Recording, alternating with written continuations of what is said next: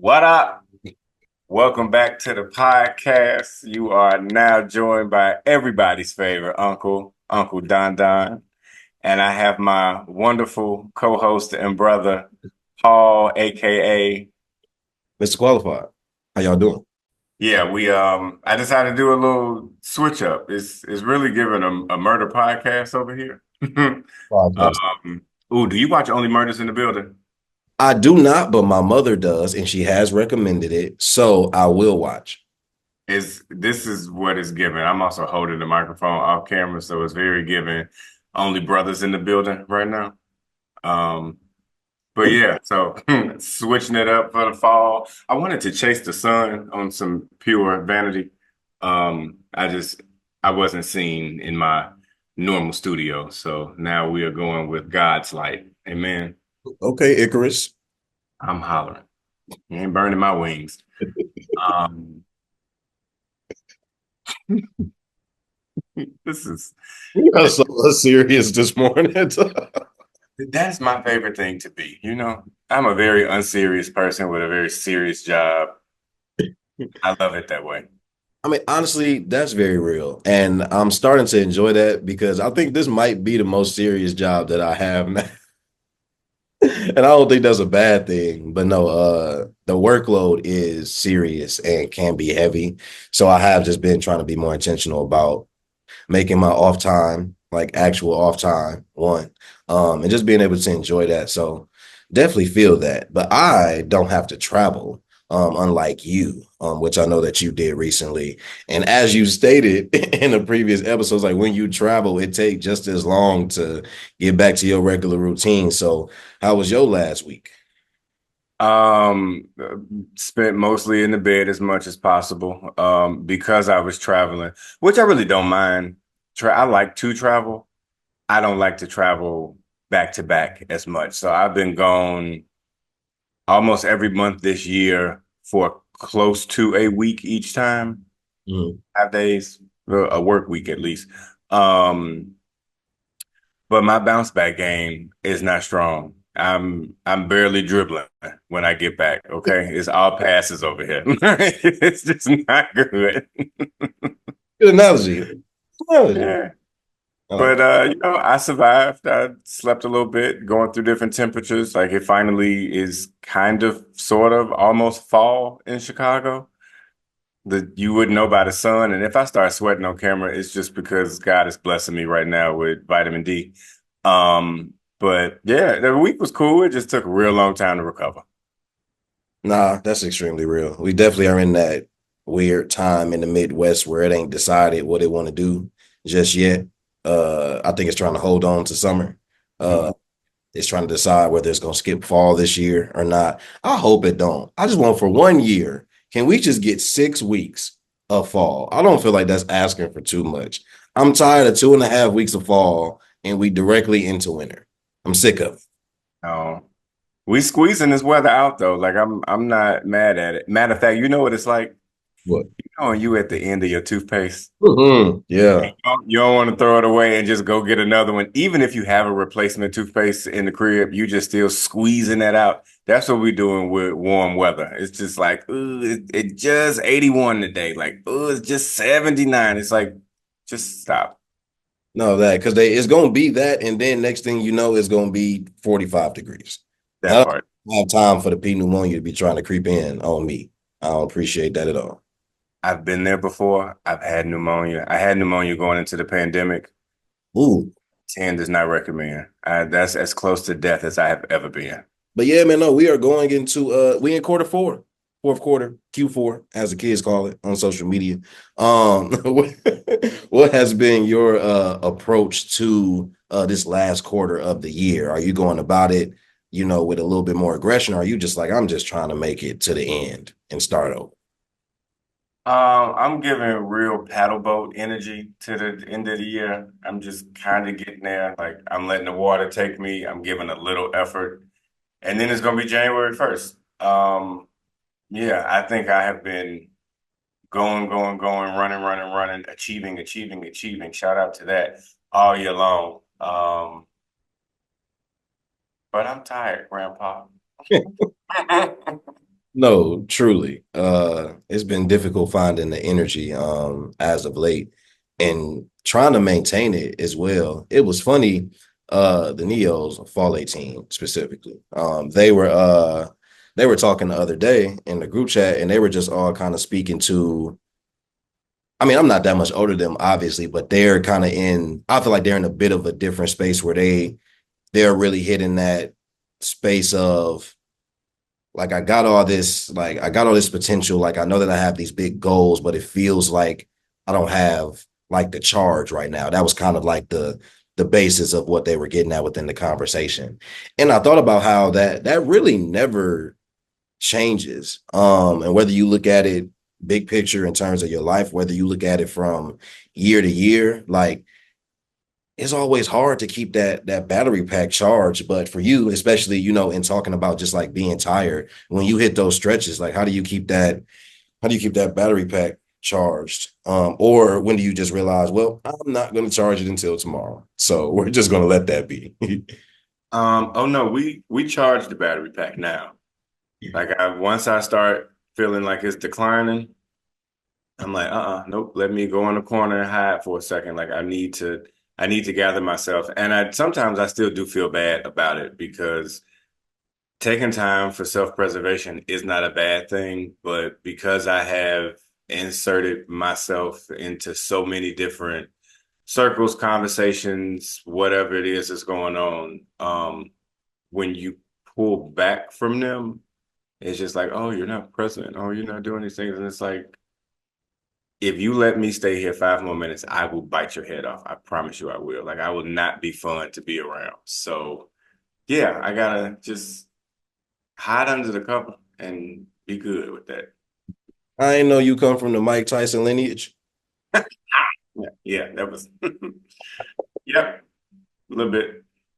No, I feel that, and I'm glad you said that because like one of the questions that I did have was about being reactionary. And I know that that's something for me that's kind of been a big focus of mine. I would say like recently, as of the last couple months, but it's been something I've noticed probably in the last couple of years about myself. Do you consider yourself to be a reactive person? Um, yeah, yes, I do.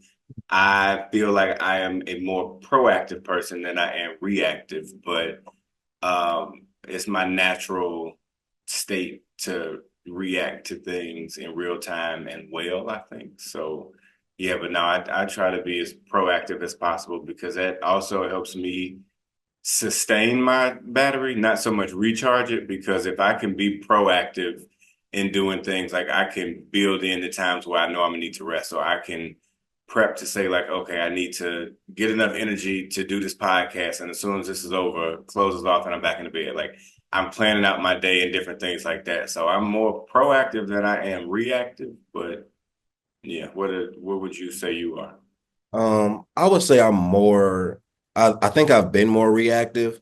I think I've had like spurts of being proactive, but I also feel like within that proactivity, I've lacked discipline.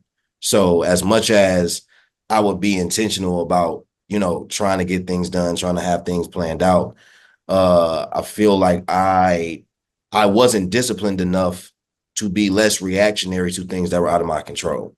Right. So I feel like one thing I noticed is that I react a lot to not like it's not things not being my way or going the way that I think they should. I just think I'm very reactionary to how other people typically are responding to whatever is going on. Whether that's how they're responding to me and in what I'm doing, whether that comes with a proactivity or not, or just comes within things that affect like whatever that relationship is. But I know it's been a topic in therapy as of late. So it's just been something I've been paying a lot more attention to. And I don't solely correlate it to maturity, but I do think there is an aspect of growing and maybe evolving because I don't maturity can be a tricky word if you tie it to immaturity, but like evolving as a person, evolving as a man, I think that a part of how I view like what a not the real man thing, but how I view what a man is or the man I want to be. I don't want to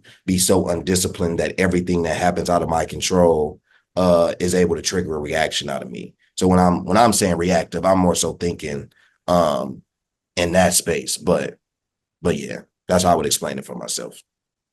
It's interesting that you bring that up and therapy because as you know, have had a very complicated relationship with control, which is why I say I'm more proactive than reactive because even in my reactions, I plan for them, Mm. right? Like I know what a conversation with Qualls is going to be like. I know what a phone call from my mama is about to entail. I know that the kid's about to do some stupid shit, and I know how to respond to that. Now, that stupid shit may change, right? It may not be the same dumb thing every time, but I know if they do this, then I will react this way.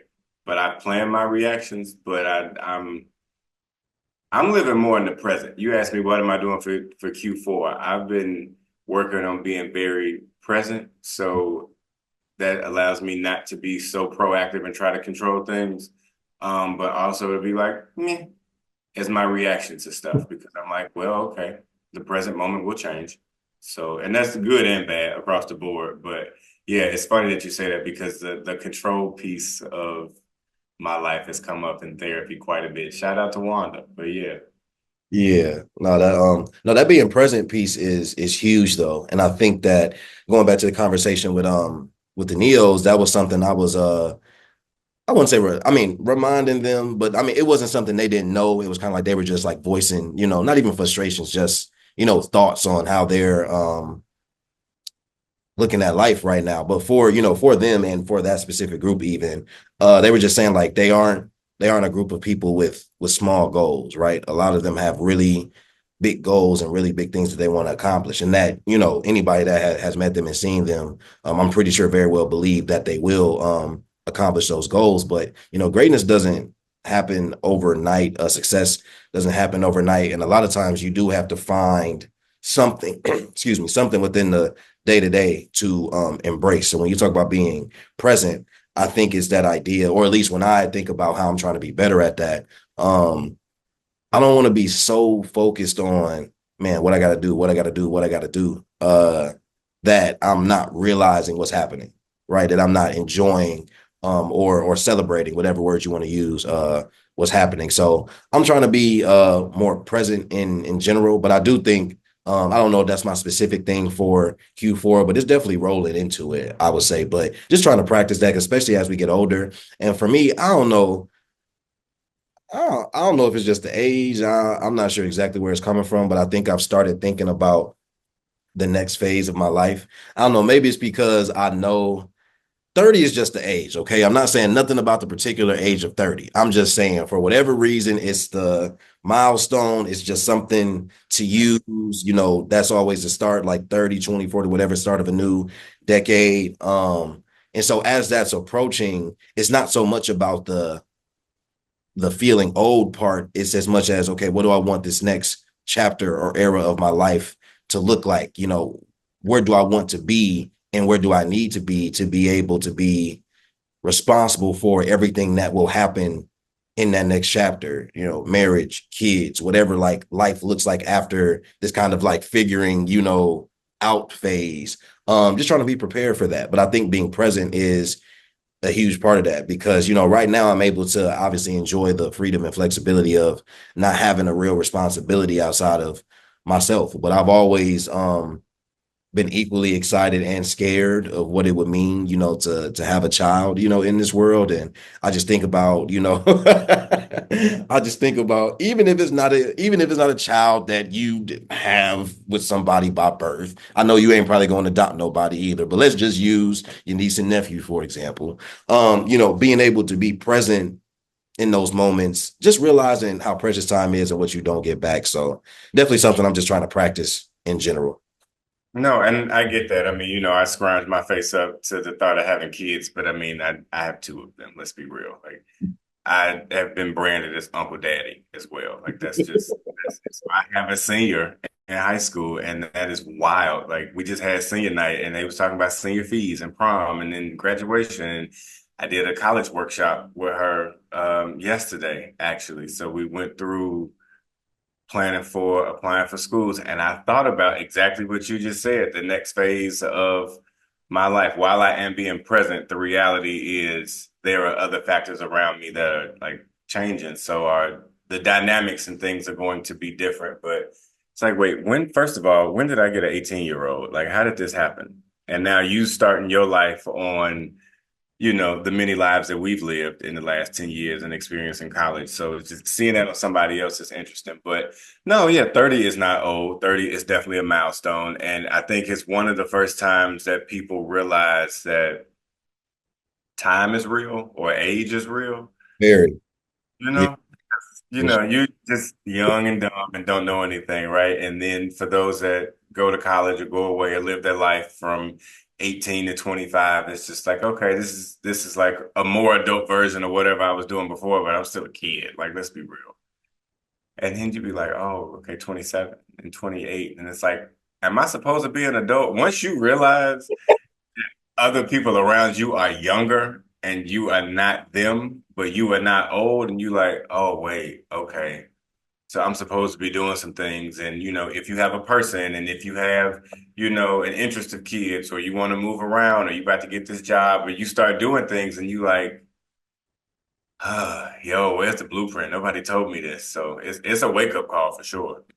Literally. And this conversation has came up multiple times in this past week because you know me. I like as yes, I'm young, right? But I've been unk since I've been like 22 for the people that's been around me. Okay. Not even just in an old soul way. Like I don't know what it is. I just kind of had the unk gene early on.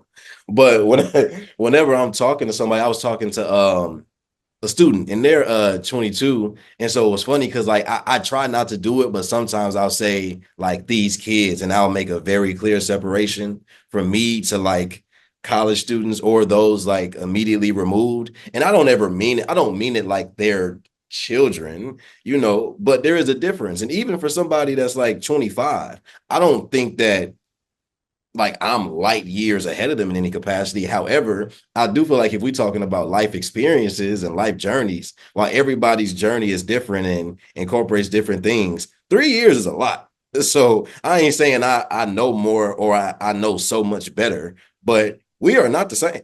I am not claiming that we are the same. And you know me, I fall right on that cusp, and I'm claiming a millennial anyway. So I fall right on that cusp. I give you millennial. You got that by like a year, maybe. That's So what and I'm gonna take it. And I'm gonna take it. Okay, so but it's so funny to me because I don't think that people want to say like you make it seem like you so old. I'm like, it ain't that, but also there's a difference in how you viewing life right now at 23, 24, and what it's gonna feel like at 28, 29 as you approaching 30. And none of it is bad as much as it's just a big ass reality check. Really, like you said, like it's really one of the first times I've started like, oh, yeah, I'm not really getting any younger. This number ain't gonna go down. Whether it's my body telling me that, whether it's just things around me telling me that, like it does just kind of set in for real, like, oh, so we only go up from here. There's not there really is no going back. And as much as you can do whatever you want to do in your life, like there's no limitations or restrictions on when you can do certain things. It's just that reality of understanding again how precious that time is. So yeah, it is a big deal. It's definitely the big deal that they make it out to be for sure. mhm. And Man, here we are. and here we are. But that's also kind of interesting with something else that I thought about. I forgot what exactly made me think about this, but it was the concept of duality. And I feel like we have talked about it and around it, but not have talked directly about duality. But I feel like for you, especially at least in what I've seen, there's been a duality in um there's been a duality in like who you are professionally and who you are naturally and being able to turn like that switch on, but there's also somewhat of a duality in your personality as well, and not in a negative way, but just being able to tap into kind of all the things that make you you, and there being different versions of you in that sense. But how do you feel about the concept of duality now, and has that perspective changed over time, or have you always kind of had the same kind of thought or approach to the duality of yourself? It's interesting that you bring that up because I feel like that is a word that for a while has haunted me, Really? but now I think it's a word that brands me, and I'm okay with that because I always tell people I feel like I live an oxymoronic lifestyle. Like I am one thing and the other. I'm not one thing without the other, right? So it was like I'm old and I'm young at the same time. Like I've been young, but I've been raised by much older family members in older generations, right? So I have that. I feel like I'm quote unquote professional, like serious, but also very unserious, right? Then being bi is a whole nother concept in that, right? To be straight on one side, gay on the other. Like these, all of these things have had to live separately in my life. So that's why I said it has haunted me for a long time. But I think understanding that I can exist strongly in like duality at the same time, right? I can be young and old at the same time. I can be one and the other, all of these things. So yeah, duality is a interesting concept, but I mean, shit, I think it keeps my life a little spicy, so I'm into it. That's real. I would have never thought that it haunted you, but like given what you said, I could see that. I don't know if it ever I don't know if I would say that it haunted me, but I think duality has been one of the things that's challenged me the most. Because it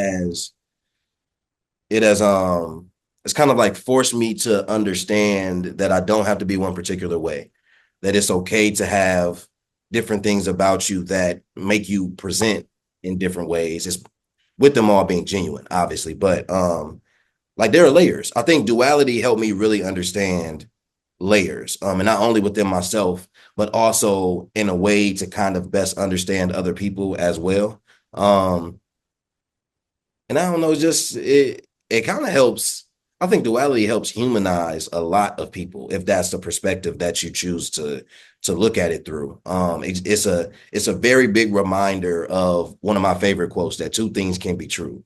So you can, have a you can have a friend that I don't know that you perceive things are a particular way, but then when you realize what they're actually dealing with or what they're going through, you just understand their duality, which helps you understand their humanity, in a sense as well. So I think duality has challenged me the most, or the concept of it has challenged me and challenged my thinking the most. But very grateful and appreciative for that though, because I feel like it helps me and allows me to continue to be open minded. So Yeah. Two things can be true is probably one of my top five. I'll give it that. Top five sayings.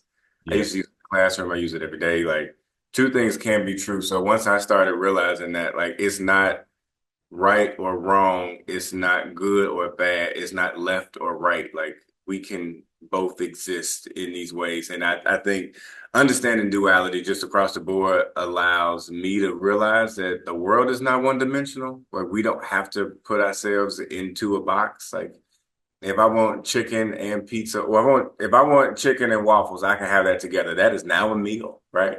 I don't have to go like, oh, I want breakfast and I want lunch. Like brunch, hey, duality on the menu. Let's get it cracking. Like that is my vibe for sure. But no, I think that if people could realize that you can have multiple perspectives within life and that be okay, then the duality or multiplicity of it all, then it's like, oh, okay, cool. Because we're not just one thing. We are not quals as one being. It's so many different pieces of you that make it up. I mean, look, you got your arms out. You look all grown and strong today, like you really been training for the Olympics for real. Like you didn't take the hat off. You a whole new person. I don't even know you for real. You got a new set, a new shirt, new arms. It's giving Jax from Mortal Kombat, if I'm being honest. But you were existing as you in multiple ways, right?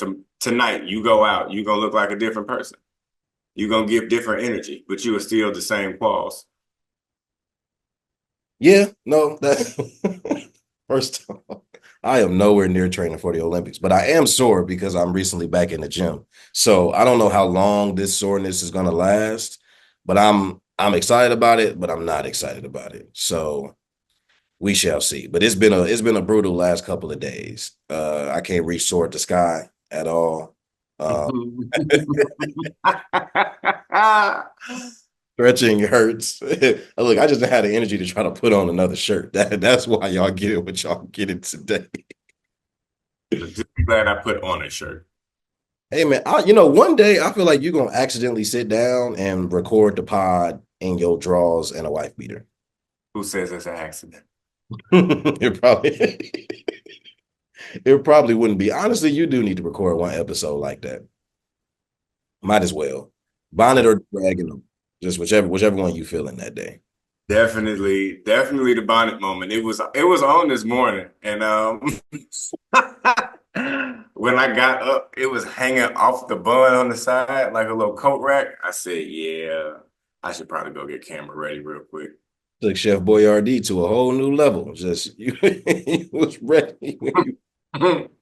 Well, y'all don't know it, but we just talked about the next episode. It's a surprise to y'all, but not to us. Y'all see it next time. But until then, until the next episode, we will catch y'all next time. Peace. Peace.